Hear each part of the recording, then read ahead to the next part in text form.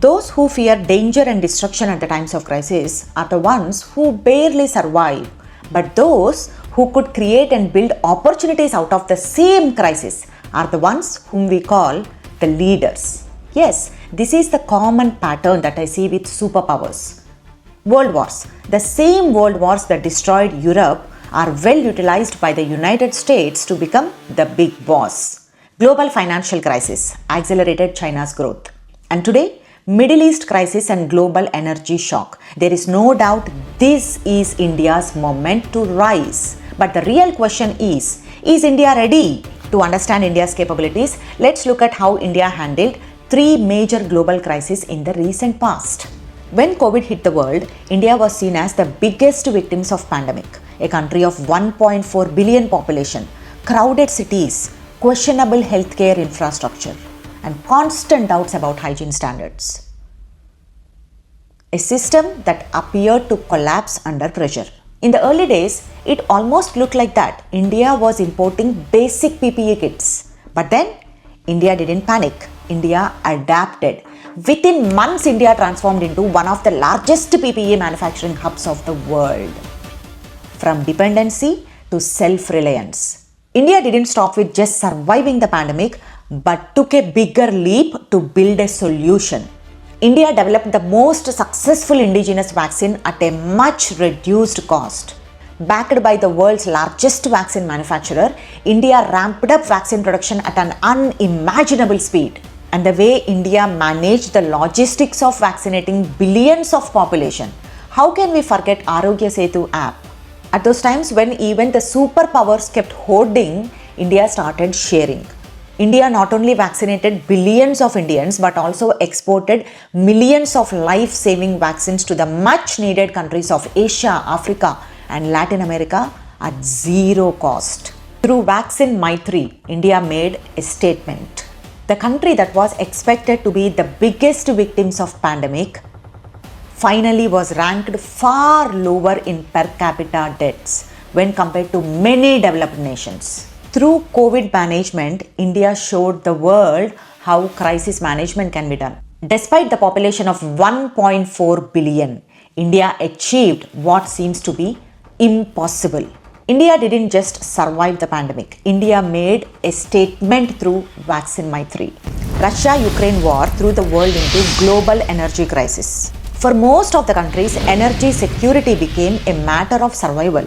But India chose a different path. Why? Because what others ignored, India saw an opportunity. While the West imposed sanctions on Russia, India stepped in and brought discounted crude oil. Before the war started, India used to import less than 2% of its crude from Russia. But after the war started, this 2% rose up to 25%. But here's where it gets interesting. India not only managed to keep the fuel prices relatively stable for Indians, but also generated huge revenue through oil exports.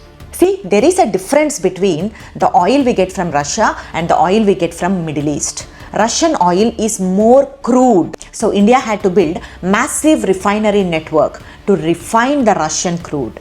India quickly rose to being the third largest refining hub of the world. India's strategy resulted in a much beneficial refining ecosystem, which produces hundreds of petrochemical derivatives and thousands of many more chemical products, which can be used in a variety of industries, from plastics to pharmaceuticals.